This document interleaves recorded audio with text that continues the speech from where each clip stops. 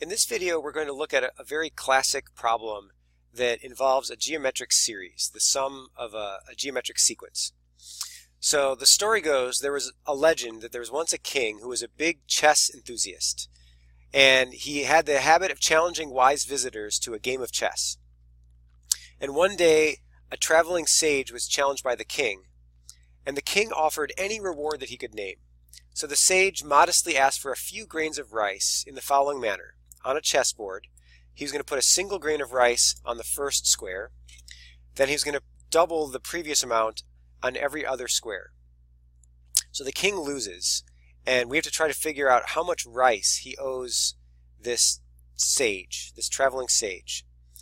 So on the paper here, it says write down the first few numbers under the chessboard. Let's figure out how much he owes this person. So he owes 1 grain of rice on this square, 2 grains of rice on this square, and it says it keeps doubling. So if I double 2, that'll give me 4. And if I keep doubling, 8, 16, 32, I'm just multiplying the previous number by 2. 64, 128, and all of a sudden this is starting to get kind of big.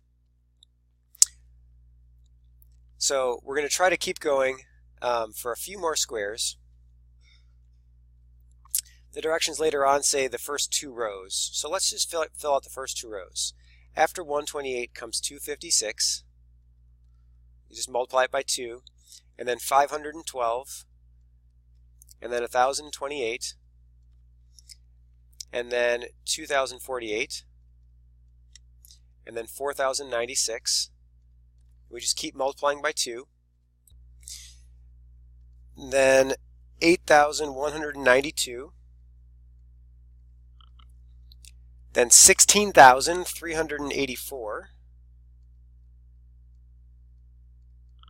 And finally, the last square here, 32,768. So if you put yourself into the context of this legend, you know, the king who lost is probably thinking, oh, this is fine. He puts 1 grain of rice here and 2 grains of rice here, and everything is going fine. And then all of a sudden, 32,000 grains of rice. We're still talking a grain of rice, so maybe that's not that much, but it's adding up quickly. So we're going to try to use the recipe that you learned for a geometric sequence to find what the first 2 rows would add up to. So let's go grab our recipe. We need the next term in the sequence minus the first term and divide by the multiplier minus 1. So in this setting, the multiplier, we've been multiplying by 2. So I'm going to write that down.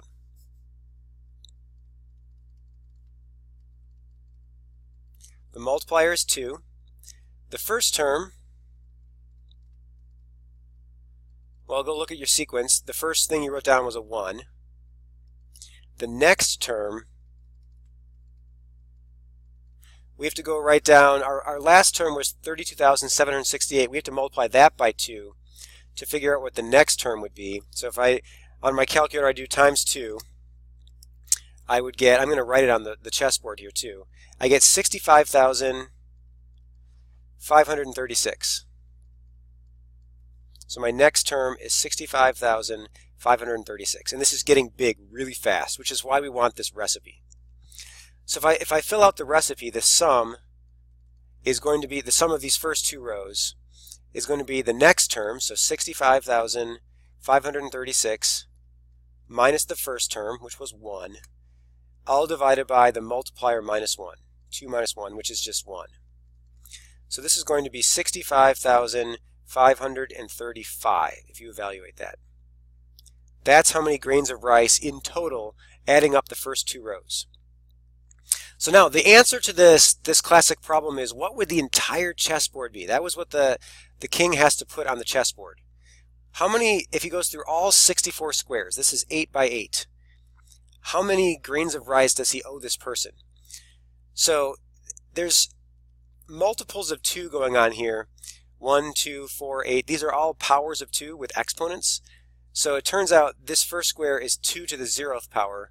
This is 2 to this first power. 2 to the second power is 4. 2 to the third power is 8. So the last square would be 2 to the 63rd power. So we use our recipe again. We're going to have the multiplier is still 2. The first term is still 1. And the next term, after we finish the entire board, if the last square has 2 to the 63rd power, the next square is going to be 2 to the 64th power. So our recipe is going to look like this. 2 to the 64th power minus 1 all over the multiplier minus 1. And if you go grab a calculator and try to do that, it's going to give you this. It puts it in scientific notation. So I'm just going to write 1.8, I'll keep the first 2 decimals, times 10 to the 19th power. Now keep in mind, 10 to the 12th power is a trillion. 10 to the 15th power is a quadrillion. So I mean, this is just a massively huge number. We can't even comprehend how big this number is. So let's just try to figure out, okay, we have numbers of grains of rice. Let's just see if we can kind of think through this. If 1 grain of rice is about 0.02 grams, I could multiply this number by 0.02, and I would get 3.7 times 10 to the 17th grams. So now we can start to quantify. Okay, you could go to Google now and you could type 3.7 times 10 to the 17th grams. How many pounds is that? And it'll convert that to pounds. And if you kind of do some thinking, it turns out that this is about enough rice to fill the entire state of Illinois, every square inch, about 400 feet high with rice. So that is the power of multiplication.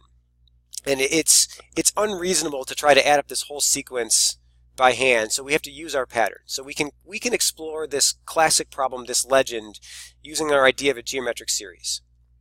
So your challenge now is to write your own scenario, something like the king and the chessboard. So have some fun, come up with your own scenario. You don't have to be doubling, you could be tripling, you could be multiplying by 1.5. It doesn't have to be a chessboard and rice, it could be anything you want. So I said some examples, some possible suggestions.